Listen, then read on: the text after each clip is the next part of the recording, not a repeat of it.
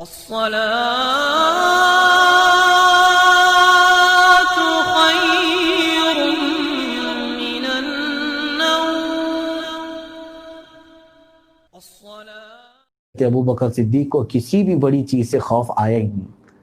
اتنا جملہ یاد رکھیں میرے عزیزو، لا تحزن ان اللہ معنا، کسی سے بھی یہ کہو مت گھبراؤ، بے شک اللہ ہمارے ساتھ ہے، اللہ ہمارے ساتھ ہے، یہ یقین رکھ کر کے چلو آج بھی اللہ ہمارے ساتھ ہے۔ یہ اور بات ہے کہ وہ آزماتا ہے اپنے بندوں کو، لیکن آزمائش پوری ہونے کے بعد اس کی مدد آتی ہے، وہ ہمارے ساتھ ہے، کیونکہ اس نے ہم جیسوں کو مصطفیٰ کریم صلی اللہ علیہ وسلم کا نام لیوا بنایا ہے۔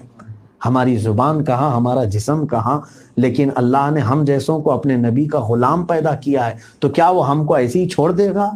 اللہ ہمارے ساتھ ہے انشاءاللہ رب العالمین۔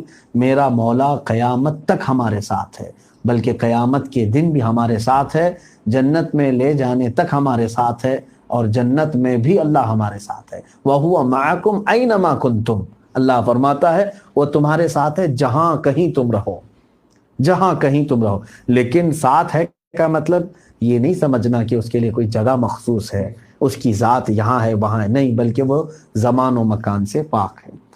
اب یہاں پر جو اللہ تعالی حفاظت فرماتا ہے تو اس کے طریقے بھی تو دیکھیں۔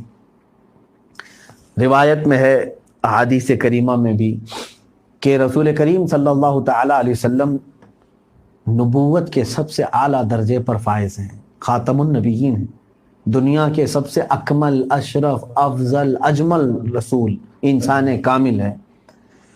آپ اتنے بڑے مقام پر فائز، لیکن اللہ تعالیٰ نے حفاظت کے لیے جو چیزیں فرمائی وہ بہت ہی چھوٹی چیزیں تھیں، بہت ہی چھوٹی چیزیں، کہ وہاں پر غار کے منہ پر ایک مکڑی نے جالا بن دیا تھا، جال بن دیا فوراً، جیسے وہ مشرکین آئے، مکڑی نے پورا جالا لگا دیا، جبکہ کوئی بھی جالا صرف ہماری انگلی سے بھی ٹوٹ سکتا ہے، قرآن میں اس کا بھی ذکر آیا، اور پوری مکڑی کے نام پر ایک سورہ ہے، سورہ عنکبوت۔ اللہ فرماتا ہے وَإِنَّ أَوْهَنَ الْبُيُوتِ لَبَيْتُ الْعَنْكَبُوتِ، گھروں میں سب سے کمزور گھر اگر کسی کا ہے تو مکڑی کا گھر ہے، اس کا گھر ہے وہ، لیکن ہاتھ لگانے سے بھی ٹوٹ جاتا ہے۔ مکڑی نے جالا بنا اور کبوتری نے انڈے دیے کنارے ہی، اتنی جلدی، یہ فاسٹ۔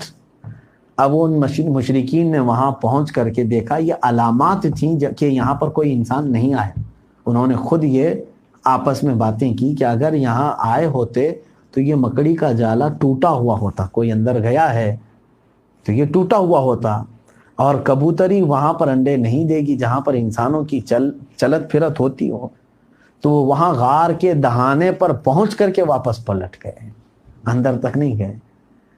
اللہ رب العزت جب حفاظت کرنا چاہے تو بہت چھوٹی چیزوں سے حفاظت فرماتا ہے۔ اے میرے عزیزو، یہ بات ناممکن نہیں ہے، بعید نہیں ہے، آج بھی تم چنگل میں ہوں گے کفار کے، لیکن وہ اگر حفاظت کرنا چاہے تو مکڑی کے جال سے ہماری حفاظت فرمائے گا، مکڑی کے جال سے حفاظت فرمائے گا، وہ اللہ قادر مطلق ہے۔ لیکن میرے امام نے، اعلیٰ حضرت فاضل بریلوی رضی اللہ تعالیٰ عنہ نے اس واقعے کو الگ انداز سے دیکھا، اور اپنے ایک شعر میں فرماتے ہیں امام اہل سنت کہ جان ہے کیا نظر آئے، حضور صلی اللہ تعالیٰ علیہ وسلم کے متعلق جو ہے اعلیٰ حضرت رضی اللہ تعالیٰ عنہ فرماتے ہیں، شعر پوری طور پر میں پیش نہیں کر رہا ہوں، کہ اعلیٰ حضرت فرماتے ہیں جان ہے کیا نظر آئے آدھا کو، کیوں عدو گرد غار پھرتے ہیں۔